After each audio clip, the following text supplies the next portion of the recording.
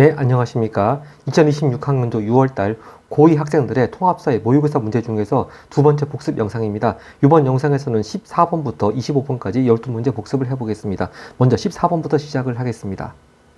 네, 14번 자료 그림 보면은 이게 칼라가 아니고 흑백이라서 그런데요. 결국 프랑스의 삼색기란 얘기입니다. 파란색, 흰색, 빨간색이 나오는데 뭐 이런 세 가지 색깔 들어있는 국기 아마 월드컵 기간 동안에 다들 많이들 보셨을 것 같습니다. 네, 거의 잘 얼핏 봐서는 어느 나라 국기가 그게 다 비슷비슷해 보여가지고 잘 구별이 안 되죠. 자, 하여튼 이게 국기가 중요한 것이 아니고요. 이제 이 인권이 확장되어 온 역사적 과정이 이제 그 주제입니다. 그래서 뭐든 기억 1세대 인권이라고 하는 건 자유권 중심이었고 또 2세대 인권이라고 하는 건 사회권 중심이고 3세대 인권이라고 하는 건 연대권 중심이라고 이렇게 자료에서 주어졌습니다. 먼저 그럼 기억부터 보겠습니다. 기억 즉 1세대 인권입니다. 기억의 확립 과정을 위한 사례로 영국의 명예혁명을 들 수 있다. 그렇죠. 자유권 중심의 1세대 인권 맞습니다. 그래서 이게 비단 영국의 명예혁명뿐만이 아니고 바로 여기 나와 있듯이 자료에 나와 있듯이 프랑스 혁명도 여기에 해당되겠습니다. 네.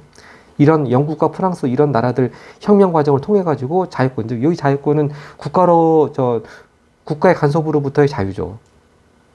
네, 제가 여기 썼듯이 1세대 인권, 자유권 중심이라고 하면 국가의 간섭으로부터의 자유입니다. 하여튼 선지 기억 맞고요. 그 다음 선지 니은을 보겠습니다. 이 동그라미 니은, 즉 2세대 인권의 보장을 위해서 국가의 적극적인 개입이 요구된다. 그렇습니다. 자유권은요, 일단 국가의 간섭으로부터 자유인데 이제 사회권이라고 하는 건 인간다운 생활을 보장해주기 위해서 이제 국가가 적극적으로 개입할 것을 요구합니다. 그럼 니은도 맞았네요. 자, 그리고 디귿이요. 연대권 중심의 3세대 인권이라고 하는 거는요, 개인과 국가를 넘어서, 이걸 다른 말로 이제 국경을 초월한다는 말을 쓰죠. 국경을 초월한다. 네. 자, 국가를 넘어선 전 지구적 차원의 권리. 이것도 맞습니다. 디귿. 그럼 다 맞네요. 기억, 니은, 디귿 다 맞으니까 선지 5번이 정답이겠습니다. 그러니까 이 연대권이라고 하는 거는 국가를 초월해서 차별받는 개인과 집단을 보호해주자. 그런 개념이기 때문에 전 지구적 차원의 권리가 되겠습니다. 그 다음 15번 갑니다.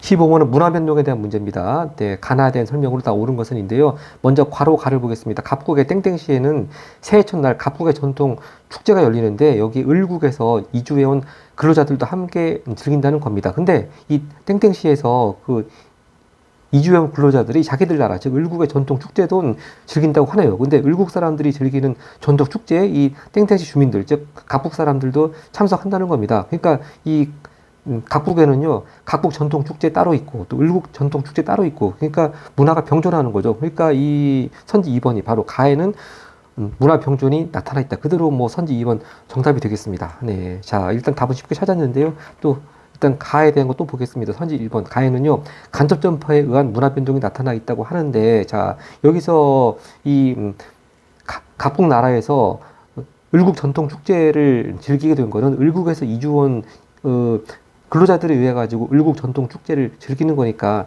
사람이 직접 넘어와서 이렇게 을국의 문화가 전파가 된 것이죠. 그러니까 가에는 이게 간접 전파가 아니고 직접 전파가 되겠습니다. 네, 을국의 근로자들이 직접 각국 땡땡시에 와가지고 을국의 전통 축제를 즐기기 때문에 이건 직접 전파고요. 그 다음에 이제 가에 대한 건 다 봤나요? 근데 선지 5번 가와 달리니까 요건 뭐 나를 중심으로 봐야 되겠습니다. 일단 나를 보겠습니다. 을국에서는 온라인 동영상 플랫폼을 통해서 알려진 각국의 음악과 드라마가 젊은 세대를 중심으로 유행하였다. 그래서 가사나 대사 등을 따라하면서 각국 언어에 대한 관심도 높아져서 뭐 언어 가르치는 교습소 뭐 이런 얘기 나옵니다. 마치 K-팝, K-드라마를 연상하게 하는데요. 하여튼 나에 대해서 보겠습니다. 선지 3번 보입니다. 나에는 자극 전파에 의한 문화 변동이 나타나 있다. 자, 이 온라인 동영상 플랫폼 이런 게 나오니까 꼭 자극 전파 말이 그럴싸한데 이거 자극 전파란 말은 어떤 뜻입니까? 다른 사회 문화 요소에서 아이디어를 얻어가지고 새로운 문화 요소를 발명하는 겁니다. 근데 이 나는 지금 일국에서 그냥 온라인 동영상 플랫폼 유튜브 그런 거 보고서 각국의 음악하고 드라마 그런 것만 말만 따라하는 것이지 일국 사람들이 새로운 문화 요소를 발명한 것이 없죠. 자, 그래서 이건 자극 전파가 아닙니다. 자극 전파가 아니고 또 뭡니까? 사람이 직접 넘어와서 이렇게 전파한 것이 아니고 그냥 온라인 동영상 플랫폼 보고서 이렇게 각국의 문화가 알려진 것이기 때문에 나는요, 간접 전파에 해당되겠습니다. 간접 전파. 간접 전파. 자, 그리고 자극 전파의 뜻 제가 보충해서 써보겠습니다. 네, 이렇게 제가 간단히 썼습니다만 자극전파라고 하는 건 다른 사회 문화 요소에서 아이디어를 얻어서 새로운 문화 요소를 발명을 해야지만 그걸 가지고 자극전파라고 할 수가 있겠습니다. 그 다음 선지 4번 나를 보겠습니다. 나에는 문화 동화가 나타나 있다. 자, 이 문화 동화가 아니고 이제 문화 병존이죠. 당연히 을국에서도 을국 음악하고 드라마가 있겠죠. 이게 뭐 각국의 음악과 드라마가 유명해진다고 그래가지고 을국의 문화나 아니 을국의 음화나 아니 음악이나 드라마가 각국처럼 닮아버리는 그런 얘기는 나와 있지 않습니다. 그러니까 이거 동화가 아니고 문화 병존에 불과합니다. 문화 병존. 그러니까 가도 문화 병존이고 나도 문화 병존이네요. 자, 그리고 선지 5번입니다. 가와 달리 나에는 외지적 문화 변동이 나타나 있다고 하는데 가와 달리가 아니고 가도 마찬가지네요. 가도 을국에서 이주해온 근로자들이 각국에 들어와가지고 을국 전통 축제를 즐기니까 역시 역시 나와 마찬가지로 외제적 문화 변동이 있네요. 그러면서 둘 다 문화 병존 현상이 나타난다고 했습니다. 그러니까 달리가 틀렸네요. 자, 그다음 문제 16번을 보겠습니다. 자, 문제 16번은 오답률이 57.4%를 기록을 했는데, 자, 이게 뭐 수가 나오고 비율이 나오고 그래프가 나오니까 잘 해석해서 좀 어려움을 겪었을 것 같습니다. 차근차근 보겠습니다. 우리나라의 외국인 주민 수가 증가하는 추세이다. 국내 거주 총 인구 중 전체 외국인 주민의 비율은 2017년 3.6%에서 2023년 4.8%로 증가하였다. 여기서 딱 수하고 비율. 자, 보통 국어에서도 이제 이런 거 가지고 어려운 문제를 만들기도 하는데 아마 여기서도 아마 수하고 비율을 헷갈리게 하는 점에서 좀 어려워진 지점이 또 만들어졌을 것 같습니다. 자, 그리고 이들의 인종, 민족, 종교, 언어 등 문화적 배경도 다양해지고 있다. 자, 이 그래프를 보면요, 이 맨 왼쪽 막대 그래프는 외국인 근로자고 이제 흰색은 2017년 그리고 진한색은 2023년이고 그다음 두 번째는 결혼 이민자 비율이고 또 세 번째는 외국인 유학생의 비율이고 또 네 번째는 외국 국적 동포입니다. 그러니까 아마 뭐 주로 중국 국적의 우리나라 혈통을 가진 사람들 딱 그런 사람들이 떠오르죠. 자, 하여튼 이렇게 자료하고 그래프가 주어졌습니다. 자, 일단 선지들 하나하나 보겠습니다. 선지 기억입니다. 2017년도에는 외국인 근로자 수가 유학생 수의 4배보다 많다고 하는데, 자, 일단 2017년, 일단 흰색만 가지고 대비해 보겠습니다. 2017년 외국인 근로자 지금 비율이 26.6%거든요. 26.6%고, 그 다음에 또 2017년 똑같은 흰색의 외국인 유학생 비율은 6.3%입니다. 그러니까 이 같은 연도끼리 비교하는 거기 때문에, 같은 연도끼리 비교하기 때문에 비율만 가지고도 비율이 많은 쪽이 당연히 수도 많게 되어 있습니다. 자, 그러면 일단 유학생 수가 6.3%니까 곱하기 4를 해보겠습니다. 그럼 얼마 나오나요? 25.2가 나옵니다. 자, 그러면 25.2보다 26.6, 즉 외국인 근로자 수가 더 많다는 결론이 도출됩니다. 즉 같은 연도끼리 비교할 때는 비율이 많은 쪽이 역시 수도 많습니다. 자, 그래서 선지 기억은 맞다고 할 수가 있겠습니다. 그 다음 선지 니은인데요.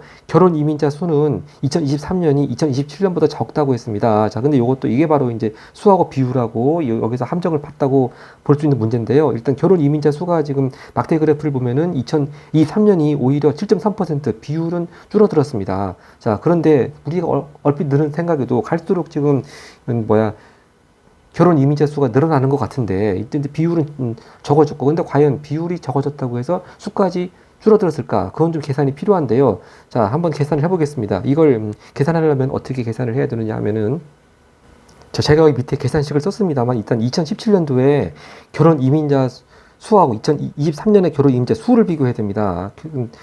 결혼 이민자 수를 비교해야 되는데요. 결혼 이민자 수.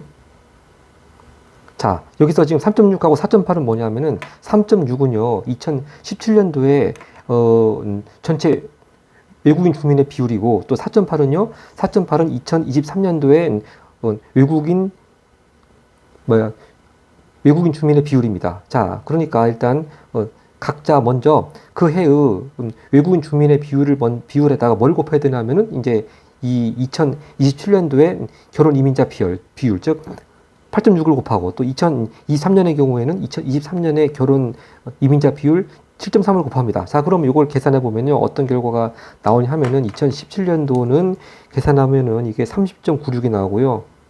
네, 그 다음에 4.8 곱하기 7.3, 2023년을 계산해 보면은 35.9 04가 나옵니다. 역시 딱 느낌대로 딱 숫자 비교를 해보면은 2023년이 더 숫자가 많다는 결론이 나옵니다. 근데 이게 딱 그래프상 비율만 놓고 보면은 2023년이 결혼 이민자 비율이 줄어든 것처럼 보이니까 그 결혼 이민자 수도 줄어든 것처럼 착각을 일으킬 수 있는데, 이걸 따질 때에는요, 이렇게 전체 외국인 주민 비율, 각 해의 그 해의 전체 외국인 주민의 비율에다가 그 해의 결혼 이민자 수를 곱한 숫자끼리 비교를 해봐야지 어느 쪽이 더 숫자가 많은지 알 수 있습니다. 근데 이렇게 복잡하게 하려고 하다 보면 너무 시간이 많이 걸리고 또 실수할 수도 있으니까 일단 한번 니은은 제껴놓는 것도 뭐 괜찮을 것 같기도 합니다. 하여튼 이렇게 니은은요, 일단 2023년이 적다가 아니고 더 많은 건데, 일단 이렇게 계산이 좀 복잡하고 또 실수할 우려가 있다고 생각되면은 한번 딴 선지에서 다 맞는 게 나오면 그걸 고르면 되는 거죠. 자, 일단 그럼 선지 디귿을 보겠습니다. 2017년 대비 2023년 외국 국적 동포 증가수의 비율. 자, 여기 2023년 외국 국적 동포 수의 증가율은 아까 위에 있었습니다. 3.6%에서 4.8%가 증가를 했으니까, 그냥 외국 국적 동포니까, 이제 외국 국적 동포 여기서 보면은 14.9에서 16.7이 됐으니까 얼마입니까? 1.8이죠. 네. 외국 국적 동포의 증가율 수는 1.8%가 됐고요. 자, 그런데요, 전체 외국인 주민 수의 증가율은 아까 자료에 있듯이 3.6%에서 4.8%로 증가를 했으니까 1.2%네요. 1.2%. 자, 그럼 요건 맞네요. 선지 디귿은 맞습니다. 외국 국적 동포 증가율이 외국인 주민 수의 증가율보다 크네요. 네. 1.8이 1.2보다 큽니다. 디귿이 맞고, 네, 이렇게 기억하고 디귿만 가지고 답이 나왔으니까 꼭 니은을 복잡하게 계산하지 않더라도 답은 선지 2번이 되겠는데, 아마 니은을 맞다고 판단을 해서 아마 그 그래프의 함정에 낚여서 선지 1번이 많이 좀 선택이 돼서 많이 좀 오답으로 유인이 된 것 같습니다. 그 다음 리을을 보겠습니다. 문화 간 차이로 인한 사회적 갈등 발생 가능성은 2017년이 2023년보다 높다. 자, 일단 자료에 어떤 말이 주어져 있습니까? 이 전체 외국인 주민 수가 2023년이 더 증가를 했고, 비율이 증가했고요. 주민 수도 증가했고, 전체 외국인 주민 비율도 증가했고, 그리고 이들 민족, 종교, 언어 더 문화적 배경이 다양해지고 있다고 그랬습니다. 그러면 이렇게 문화적 배경이 다양해지고 있으니까 문화 간 차이로 인한 사회적 갈등 발생 가능성도 2017년보다 2023년이 더 높겠죠. 그러니까 요거는 뭐 리을 딱 봐도 느낌으로도 딱 제낄 수가 있는 것입니다. 근데 기억과 디귿이냐, 기억과 니은이냐, 아마 요거 가지고 많이 좀 오답과 정답이 갈라진 것 같습니다. 네, 그 다음 페이지 17번으로 가겠습니다. 네, 17번은 화석 에너지 문제를 지도하고 연결시키는 문제네요. 이제 각각 두 화석 에너지 가하고 둘 중에 하나는 석탄이고 하나는 천연가스입니다. 그리고 각각 생산량 상위 3개 국가가 이렇게 지도에 표시가 되어 있는데요. 좀 적게 진한 거죠. 가가 이렇게 러시아가 걸쳐 있네요. 러시아하고 미국이고, 이게 가운데가 이란이거든요. 제가 이거 쓰겠습니다.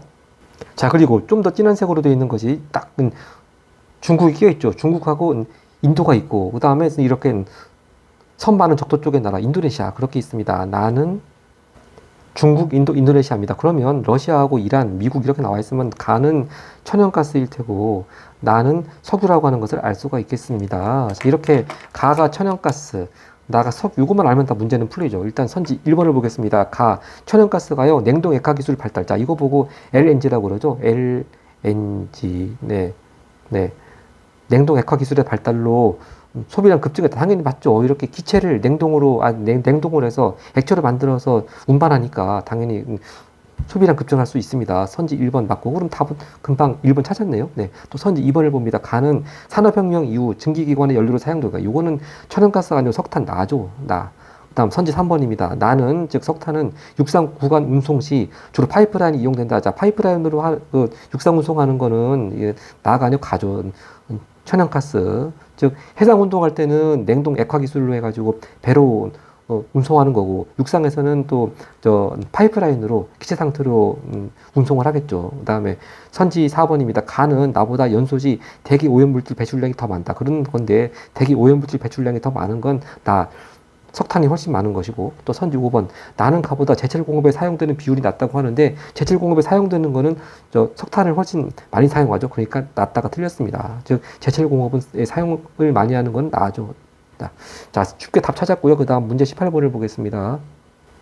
문제 18번 갑을 두 사상가들이 서로에게 제기할 수 있는 비판입니다. 즉 갑이 을에게 비판할 수도 있고 이렇게 나그림처럼 또 거꾸로 을이 갑에게 비판할 수도 있습니다. 그럼 갑하고 을은 어떤 학자인지 보겠습니다. 먼저 갑입니다. 나는 생각한다. 그러므로 나는 존재한다. 아, 아주 유명한 데카르트의 말씀이네요. 자, 하여튼 여기서 우리가 이 데카르트의 입장을 그 통합사의 관점에서 파악해야 될 점은 바로 인간의 정신과 육체는 서로 독립된 실체로 존재한다. 따라서 사유 능력이 없는 동물은 정교하게 설계된 기계와 다름없다. 즉, 데카르트는 인간 중심주의 입장이죠. 근데 을을 보겠습니다. 대지윤리 내기념 요거는 바로 레오폴드입니다. 즉 전체 생명 공동체를 강조하는 바로 레오폴드라고 하는 거 금방 알 수가 있겠습니다. 자, 이렇게 인간 중심주의자와 또 전체 공동 생명체를 중시하는 레오폴드 입장. 앞전에 3월달 고2 통합사회 문제에서도요, 그때도 6번도 이렇게 서로 같이 대립상을 지어서 문제가 나왔는데, 그때는 인간 중심주의자로 데카르트가 안 나오고 베이컨이 나왔습니다. 하여튼, 문제 방식은 거의 비슷하죠. 자, 하여튼, 서로가 서로에게 제기할 수 있는 비판. 먼저 선지 1번을 보겠습니다. 자, A. 자, A는 지금 갑이 을에게, 즉, 데카르트가 레오폴드한테 하는 비판인데요. 자연은 인간의 이익과 무관하게 존중받아야 함을 간과한다. 자, 데카르트는 인간 중심주의자 아니겠습니까? 그러니까 A는 데카르트가 할 말이 아닙니다. 땡. 그 다음 선지 2번입니다. A, 즉 데카르트가 레오폴드한테 비판할 수 있는 말, 자연의 모든 존재는 도덕적 지위를 지니고 있음. 자, 역시 데카르트는 인간 중심주의이기 때문에 자연도 인간이 이용해야 된다고 주장한 사람인데, 이것도 역시 A, 데카르트가 할 말이 아닙니다. 또 선지 3번요. B는요, 레오폴드가 데카르트한테 비판하는 건데요. 개별 생명체의 보존이 생태계 안정보다 중요함을 간과한다고 하는 것인데요. 자, 레오폴드는요, 생태계 안정을 개별 생명체의 보존보다 더 강조합니다. 즉, 생태계 안정이 더 중요하다고 보는 거죠. 근데 선지 3번은 거꾸로 이렇게 적어놨으니까 이것도 B, 레오폴드가 할 말이 아닙니다. 땡. 선지 4번입니다. B, 즉, 레오폴드가 데카르트한테 할 비판으로 생명체의 온전함은 자연에 대한 인간의 지배로 실현됨을 간과한다. 이건 데카르트가 할 말이죠. 레오폴드가 이렇게 할 말에 레오폴드가 이렇게 말할 사람이 아니죠. 그래서 선지 4번 B도 땡. 선지 5번밖에 그럼 답이 될 게 없을 것 같은데, 자, B, 즉 레오폴드가 데카르트한테 할 수 있는 비판, 인간은 생명 공동체 그 자체에 대한 의무를 가져야 함을 간과한다. 아, 이게 바로 레오폴드 입장에 딱 맞는 말이게 되겠습니다. 그럼 선지 5번이 답이 되겠습니다. 자, 그래서 보통 국어 같으면은 이런 유형의 문제가 나올 때, 즉 누가 누구의 입장을 비판한다, 그런 거 나올 때 보통 비판 받는 사람이 실제로 그런 입장이 아닌데 그걸 틀어가지고 오답선지로 만드는 경우가 많거든요. 근데 이 통합사의 요 문제에서는 국어하고 좀 결이 다르게 문제를 냈습니다. 즉, 비판받는 대상이 아니고 비판하는 사람이 할 말이 아닌 걸로 다 1번, 2번, 3번, 4번을 다 오답선지를 만들었네요. 네. 그 다음 문제 19번을 가겠습니다. 문제 19번, 기억부터 리을까지 동그라미 옳은 설명만을 고른 것입니다. 네. 자, 먼저 기억, 건조문화권이니까 막바로 선지 기억을 보겠습니다. 자, 기억, 동그라미 기억, 건조문화권에서는 이동식 화전농업이 주로 이루어진다고 했는데요. 이동식 화전농업이 이루어지는 곳은 열대문화권이죠. 땡. 자, 그 다음 선지 니은 보려면 좀 읽어봐야 되겠습니다. 각국의 정부는 종교적 관습에 따른 복장 규정 위반 등을 이유로 여성의 대학 수업 참여를 금지하는 명령을 내렸다. 아, 이게 아마 이란 얘기하는 것 같아요. 이란. 네. 그래서 여성 대학생들이 그 수업 시간에 히잡을 쓰지 않았다고 대학 수업에 못 들어오게 하는 그런 명령을 내려가지고 굉장히 국제적으로 큰 이슈가 된 적이 있었습니다. 아마 이런 얘기 하는 것 같은데, 하여튼 여기서 보겠습니다. 자, 하여튼 좀 이따 보면 이에 항의하는 각국 여성들이 증가하고 있다까지 보고 일단 선지 니은을 보겠습니다. 자, 이 동그라미 니은, 즉 이 나라 여성들은 각국에서 사회적 소수자에 해당한다. 이것도 맞겠네요. 요건 맞겠네요. 이 사회적 소수자란 뜻이 수적으로 다수 소수 그런 거 가지고 따지는 것이 아니고 그 집단에서, 아니 그 나라에서 차별받는 집단에 속해 있다고 의식하고 있는가, 그걸 가지고 소수자 여부를 따지는 것이죠. 근데 지금 이 나라의 여성들은 이렇게 특정 복장 하지 않았다고 그래가지고 대학교 수업에도 못 들어오게 하고 차별을 받고 있지 않습니까? 그래서 그 사회 안에서 차별받는 집단에 속해 있다고 의식이 되는 그런 집단입니다. 여성들. 그러니까 선진 니은, 각국에서 여성은 사회적 소수자에 해당이 되겠습니다. 자, 일단 맞고, 그다음 좀 읽어보면 국제연합, 유엔이 나옵니다. 그럼 선지 디귿을 보면요, 동그라미 디귿, 유엔은 비정부 기구에 해당한다. 자, 유엔은요, 국가들이 회원으로 가입해 있는 기구이기 때문에 비정부 기구가 아니죠. 땡. 자, 그럼 선지 리을은 맞겠네요. 좀 읽어보면은 국제연합도 리을 각국 정부의 이러한 명령이 여성의 자유의지를 빼앗고 어쩌고저쩌고 한다고 했습니다. 자, 그럼 선지 리을 보면은 자, 이 디귿 아까 동그라미 디귿은 국제연합은 동그라미 리을 즉 각국 정부의 그 명령의 보편 윤리에 어긋난다고 보았습니다. 당연히 맞죠. 그래서 니은 리을 정답으로 있는 선지 4번을 정답 찾으면 되겠습니다. 그 다음 문제 20번 갑니다.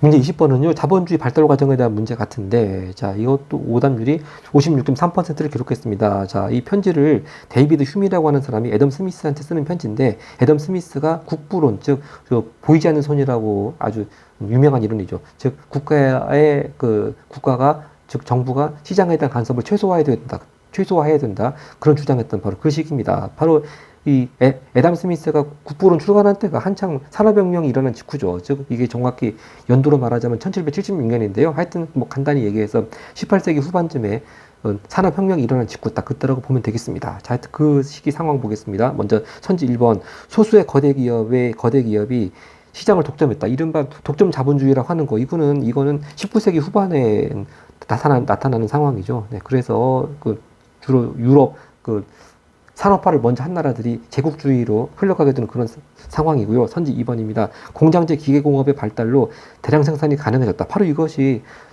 산업혁명 직후의 모습 아니겠습니까? 그러면 이 애담 스미스가 국부론을 출간한 바로 그 시기, 바로 산업혁명 시기, 선지 2번이 맞겠습니다. 또 선지 3번을 봅니다. 신자유주의를 바탕으로 시장의 자율성이 강화되었다. 자, 신자유주의 얘기 나오고, 자, 요건 이제 여기 나와 있듯이 시장의 자율성을 강화하자는 입장이고, 거꾸로 얘기하자면 다시 정부의 간섭을 줄이자 그런 이론인데 이 신자유주의 이론은요 20세기 후반에 나왔습니다. 그리고 이것이 이제 선지 4번에 있는 그 두 차례의 석유 파동 시기와 좀 관련이 있죠. 하여튼 선지 4번 보면은 두 차례의 석유 파동으로 스태그플레이션이 발생했다. 이것도 그래서 같이 20세기 후반인데 이 두 차례의 석유 파동이라고 나오니까 이건 정확히 좀 범위를 좁히자면은 1970년대가 되겠습니다. 1970년대.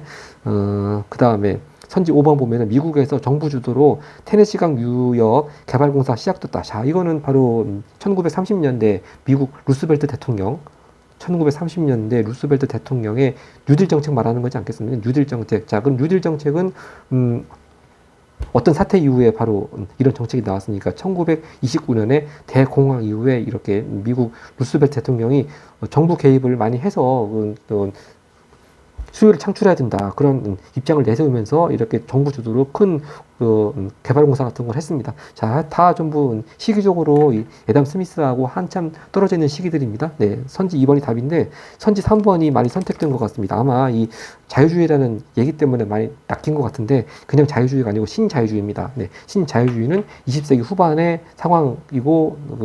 상황이기 때문에 애담 스미스 때와는 거리가 한참 멉니다. 그 다음 21번을 가겠습니다. 네, 21번은 국제무역에서 바로 비교 우위, 기회비용 그런 문제가 나오다 보니까 역시 오답률이 좀 높게 나왔습니다. 60.3%인데요. 이것도 뭐 문제 풀이 방식만 알면은 이제 잘 안 틀리는데 아마 좀 평소에 아마 그 고2 같은 경우에는 통합사회를 그렇게 자주 열심히 안 하고 있다 보니까 이런 문제를 어쩌다 한번 보면은 좀 많이 헷갈려 하는 것 같은데 하여튼 좀 찬찬히 보겠습니다. 각국과 을국은 유일한 생산 요소인 노동을 최대한 활용하여 XG와 YG만 생산한다고 하네요. 양국은 동일한 노동량을 보유하고 있고요. 비교 우위가 있는 재화만을 생산해서 거래 비용 없이 교역한다고 합니다. 그리고 이 표는 각국과 을국이 각 재화 1단위를 생산하는 데 필요한 노동자 수를 나타낸다 그랬고 그래서 각국은요 XJ 한 등에 생산하는데 5명이 필요하고 YJ 1명 생산하는데 4명이 필요하고 을국은 XJ 1명 생산하는데 2명이 필요하고 YJ 1명 생산하는데 3명이 필요합니다. 자, 일단 뭐 그냥 빨리빨리 풀기 위해서는 어차피 기회비용 따지는 문제가 나올 것이기 때문에 옆에다가 기회비용 적어주고 하면 좋습니다. 그래서 일단 기회비용을 먼저 한번 적어보겠습니다. 자, 제가 표 옆에다가 어차피 선지하는 분명히 기회비용 얘기가 나올 거기 때문에 왜냐하면 기회비용을 봐야지만 어느 재화가 어느 나라한테 비교 우위가 있는가를 결국 결론을 낼 거 아니겠습니까? 적어놨습니다. 이거 예를 들어서 이제 각국에 있어서 XJ 기회비용이라고 하면은 XJ 하나 만드는 동안에 YJ와 만드는 동안에 만들지 못하는 YJ 양이고 또 거꾸로 각국한테 Y제의 기회비용이라고 한다면 Y제 하나 만드는 동안에 만들지 못하는 X제의 양이죠. 네. 자, 그래서 결국 요거는 바로 옆에 나라 거가 분모로 들어가고 그 나라 거가 분자로 들어가면 됩니다. 자, 그래서 일단 각국의 경우에는 X제는 지금 X제 하나 만드는 기회비용은 4분의 5명이고요. 즉, X제에 5명 투입해서 X제 하나 만드는 동안에 Y제 4분의 5개를 만들지 못한다는 것이고, 또 Y제의 경우, X제에 대한 기회비용은 또 5분의 4가 되겠습니다. 즉, 옆에 것이 분모로 들어가고 거의 해당되는 재화가 분자로 들어가면 됩니다. 그래서 다시 설명하자면은 Y제 한 개를 4명을 투입해서 만드는 동안에 X제는 5분의 4개를 만들지 못합니다. 자, 그 같은 이치로 을구의 경우에도 X제의 기회비용은 옆에 재화가 옆에 것이 분모로 들어와야 되니까 3분의 2. 또 Y제의 기회비용은 또 거꾸로 2분의 3이 되겠습니다. 서로 역수죠. 네, 역수 관계. 자, 이렇게 정리하고 선지 1번을 보겠습니다. 선지 1번은 절대 우위부터 나오네요. 자, 각국은 X제의 생산에 절대 우위를 가진다고 그러는데, 자, 한번 X제, Y제 각각 어느 나라가 절대 우위에 있나 보겠습니다. X제는요, 각국은 5명 투입해야 되는데, 을국은 둘만 투입하면 되죠. 그러니까 X제의 절대 우위는 을국에 있네요. 그 다음 Y제 하나 만들려면 각국은 4명을 투입해야 되는데, 을국은 3명만 투입하면 됩니다. 그럼 Y제 역시 절대 우위는 을국한테 있네요. 그러니까 X제 생산도 그렇고 Y제도 그렇고 모두 절대 우위는 다 을국에 있습니다. 그러니까 을이 모두 절대 우위에 있네요. 그래서 선지 1번 땡이고요. 선지 2번 보겠습니다. 각국의 X제 최대 생산 가능량은 을국의 X제 최대 생산 가능량의 2배다라고 했는데요. 자, 결국 이 최대 생산 가능량 따질 때는 그 나라가 가지고 있는 모든 노동량 같은 그런 생산 요소를 딱 그 재화에만 투입, 즉 이른바 몰빵이라고 그러죠. 그런 상황입니다. 몰빵 상황인데 여기서 이미 자료로 어떤 전제가 주어졌습니까? 양국은 동일한 노동량을 보유하고 있다고 했습니다. 자, 그러면은 일단 각국 보면은 각국에서 X제 하나 만드는데 5명이 들어가는, Y제 하나 만드는데 4명이 들어가는데, 4명이 들어가는데, 을국은 X제 하나 만드는데 2명이 들어가니까, 만약에 노동력을 다 몰빵해서 각국은 Y제만 만들고, 을국은 X제만 만든다고 그러면 오히려 을국이 더 2배가 더 많이 만들 수 있겠죠. 그러니까 이게 거꾸로 됐습니다. 거꾸로 각국의 Y제 최대 생산량은 을국의 X제 최대 생산량의 2배가 아니고 거꾸로니까 이제 0.5배네요. 0.5배. 네. 그래서 틀렸습니다. 다시 한번 이 최대 생산 가능량 따지는 거 다시 한번 말씀드리자면은 결국 그 나라가 가지고 있는 노동량, 생산 요소를 다 한 재화에 몰빵한다는 얘기인데, 자, 여기 두 나라의 양국은 동일한 노동량을 보유하고 있다고 했는데 각국은 Y제 하나 생산하려면 4명이 들어가야 되는데 을국은 X제 하나 생산할 때 둘만 들어가면 됩니다. 그러면 딱 그 나라가 가지고 있는 모든 노동량을 다 몰빵한다고 했을 때 양 나라는 다 노동량이 똑같다고 그랬고 사람 수가 똑같다고 그랬으니까 X제 Y가 자꾸 헷갈리네.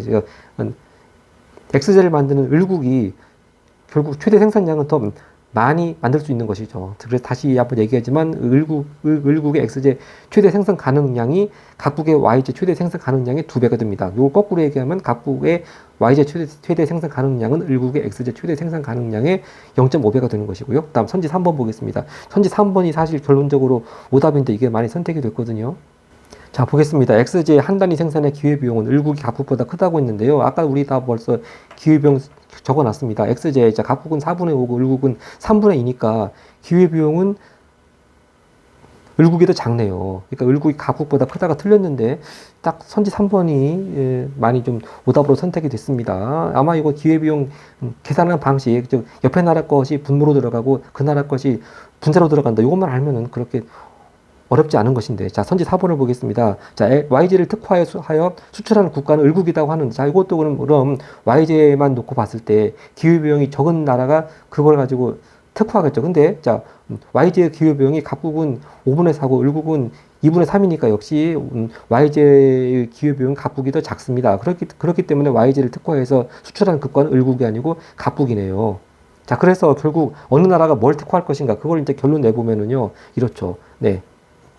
X제는, 네, 을국이 더 기회비용이 더 작게 들어가니까 을국이 특화해서 수출하면 되고, 그다음 YJ는요, 갑국이 더 기회비용이 적게 들어가니까 갑국이 요걸 특화해서 수출하면 됩니다. 자, 그런데요, 여기 다 선지 3번이 헷갈릴 경우에 선지 3번하고 4번하고 같이 놓고 봤을 때, 자, 선지 3번을 그러면 이걸 다른 말로 하면은 무슨 말이 됩니까? 이걸 다른 말로 하면은 이 말이 그대로 맞다고 할 경우에, 그렇다면은 갑국이 XJ를 특화해서 수출해야 된다는 얘기가 됩니다. 그런데 선지 4번 보겠습니다. 선지 4번. 그 선지 4번은 또 YJ를 을국이 특화해서 수출해야 한다고 그러는데, 그럼 3번이 맞으면 4번도 맞는 관계고 3번이 틀리면 4번도 틀리는 관계입니다. 자, 네. 다시 말씀드립니다. 이것이 좀 기회비용 계산하는 것이 어렵다고 한다면 3번과 4번을 한번 이게 논리적으로 양립할 수 있는가를 비교해 보면 됩니다. 즉 3번이 그대로 맞다고 한다면 이것은 갑국이 XJ를 특화해서 수출해야 한다는 얘기인데, 4번은 또 YJ는 을국이 특화해서 수출해야 한다는 얘기니까 하나가 맞으면 둘 다 맞고 하나가 틀리면 둘 다 틀리는 관계입니다. 자, 그런 방법을 통해서라도 이 오답선지를 가려낼 수 있습니다. 자, 그럼 선지 5번이 답이 되겠네요. XJ, YJ를 1대1 비율로 교환하면 양국은 모두 이익을 얻는다고 했습니다. 그렇죠. 이렇게 XJ는 을국이 수출, 그리고 YJ는 갑국 수출, 이렇게 서로 특화해서 하면은, 그렇게 해서 1대1 비율로 교환하면 양국 모두 이익을 얻을 수 있겠죠. 그래서 선지 5번 정답이 되겠습니다. 그 다음 페이지 갑니다.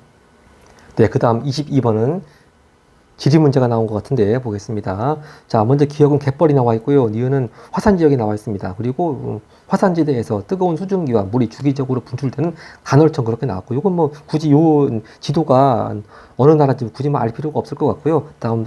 그 다음에 이 디귿을 보면은 석회암이 빗물이나 지하수에 녹는 과정에서 남게 된 탑카르스트가 나와 있고요. 또 리을은 U자형 골짜기에 바닷물이 들어온 좁고 긴 형태의 피오르가 나왔습니다. 이게 리을입니다. 자, 선지 기역을 보겠습니다. 동그라미 기역, 즉 갯벌은 염전이나 양식장으로 이용되기도 한다. 당연히 맞는 얘기고, 그다음 니은 보겠습니다. 니은이 아까 동그라미 니은이 화산지대였습니다. 동그라미 니은 화산지대는 지열 발전에 유리한 자연 조건을 갖추고 있다. 니은도 맞네요. 그러면 기역 니은 다 맞으니까 금방 답은 선지 1번 찾았습니다. 네, 나머지 것들 가볍게 보겠습니다. 선지 디귿은요, 이 동그라미 디귿, 즉 탑카르스트라고 하는 것이 습윤한 기후 환경보다 건조한 기후 환경에서 잘 발달한다고 했는데, 이건 뭐 국어 문제죠. 자, 이미 자료에 탑카르스트는 석회암이 빗물이나 지하수에 녹는 과정에서 남게 됐다고 했으니까 비가 잘 와요. 비가 잘 와서, 즉 습기가 많아야 되지 않겠습니까? 그러니까 더 습유한 기후 환경에서 더 많이 발달하겠죠. 그래서 이게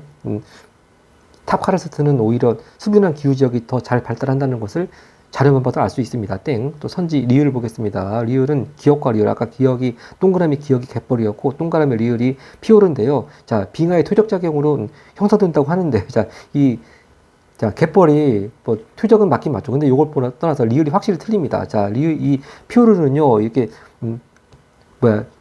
U자형 골짜기에 바닷물이 들어와서 결국 바닷물이 어떤 작용합니까? 깎아내는 작용, 침식작용을 해서 피오르가 만들어지는 것이 아니겠습니까? 그래서 리을은 퇴적이 아니고 침식작용에 의해서 만들어지는 거니까 뭐 기억 따질 필요 없이 벌써 동그라미 리을부터가 틀렸습니다. 그래서 선지 리을도 땡이 되겠습니다. 그래서 기억 니은끼리 묶은 선지 1번이 확실히 정답이 되겠네요. 그 다음 23번을 갑니다.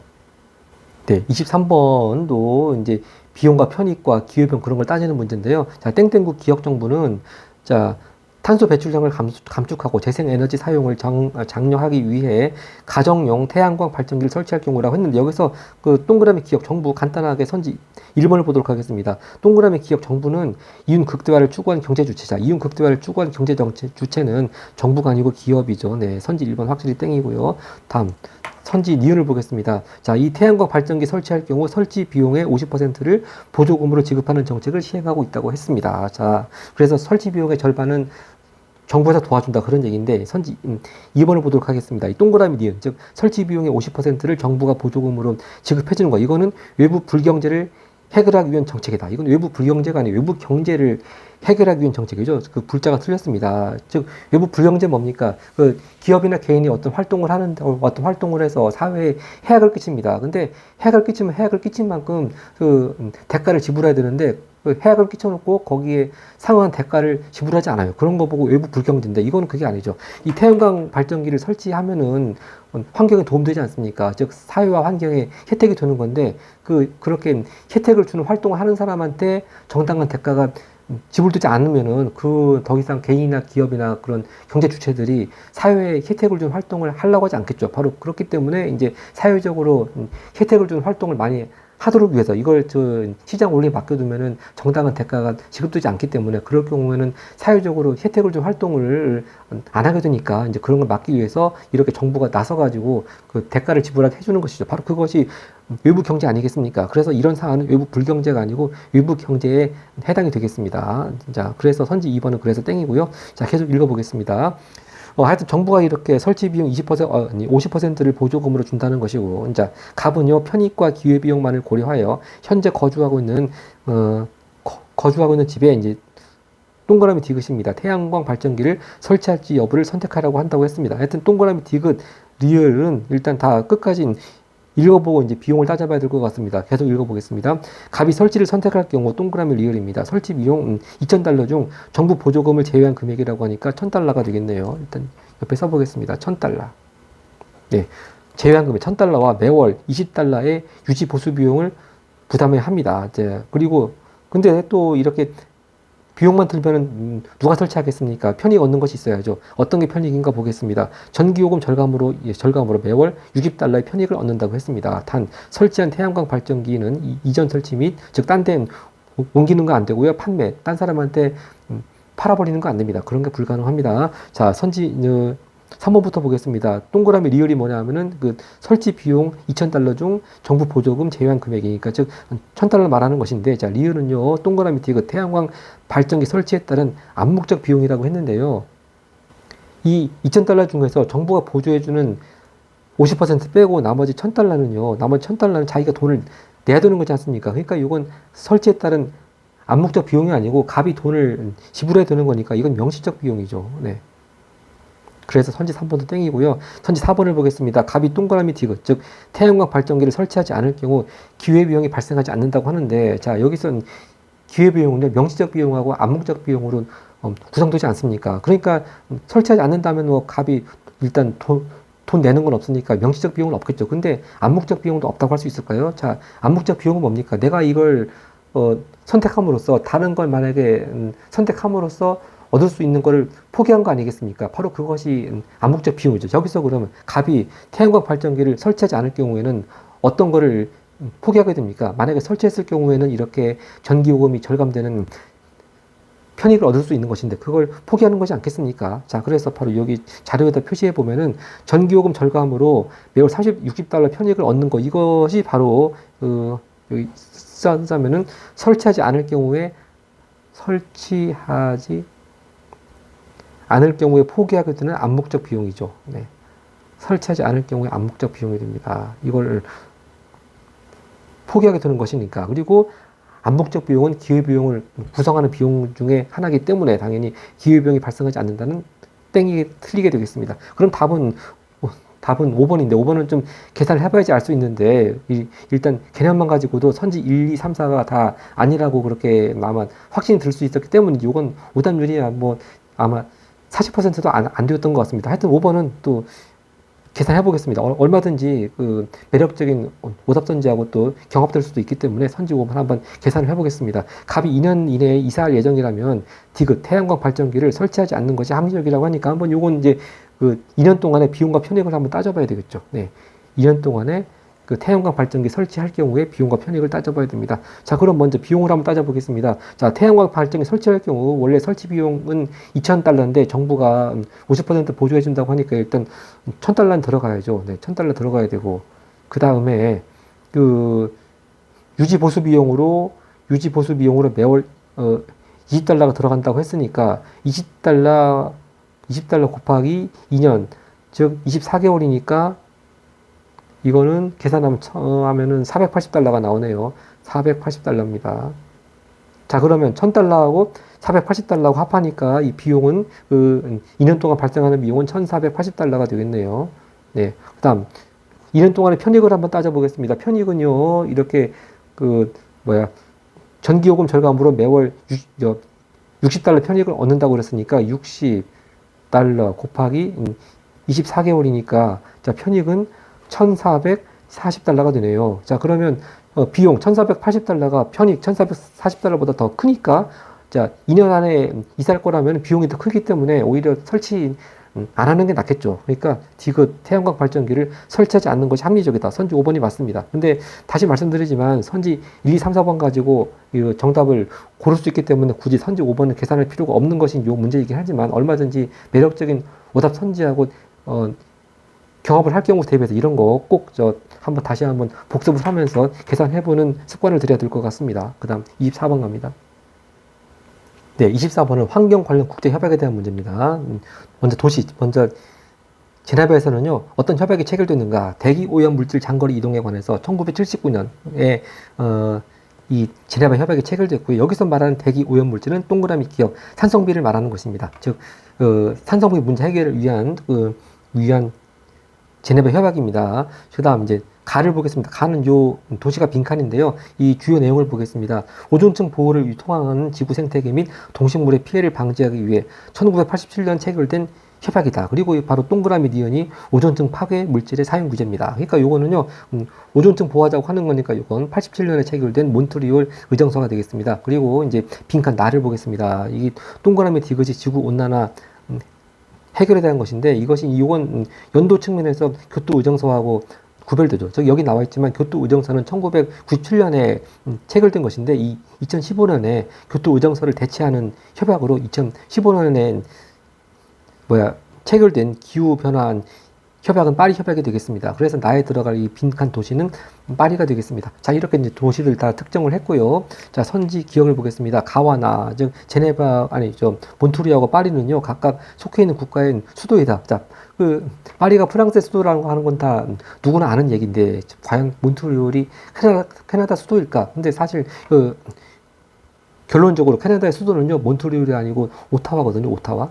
자, 근데 오타와인데, 혹시 캐나다의 수도가 오타와인지는 모르고 혹시 밴쿠버라든지 또 토론토가 아닐까 뭐 혹시 그렇게 생각해서 그런 의미에서 몬트리올은 캐나다 수도가 아닐 거야 그런 의미에서 또 이 기억을 제꼈을 수도 있는데 하여튼 이 기회에 뭐 결론적으로 맞고 틀린 것을 떠나서 캐나다의 수도는 몬트리올도 아니고 밴쿠버도 아니고 토론토도 아니고 오타와입니다. 또 선지 니은을 보겠습니다. 동그라미 기억 즉 산성비로 인해서 건축물에 부식 문제가 발생하죠. 니은 맞고요. 선지 디귿입니다. 동그라미 니은 즉 오존층 파괴로 인해서 피부암, 백내장 발병률 증가됩니다. 이것도 선지 디귿 맞습니다. 또 선지 리을을 보겠습니다. 기업은 동그라미 디귿 즉 지구 온난화 해결을 위하여 환경 보전에 관한 법률 제정. 자, 뭐 뒤에 볼 필요 없이 기업이 법률을 제정한다부터가 틀렸습니다. 그러니까 디귿하고 디귿이니까 선지 3번 확실히 답이 되겠습니다. 마지막 25번으로 갑니다.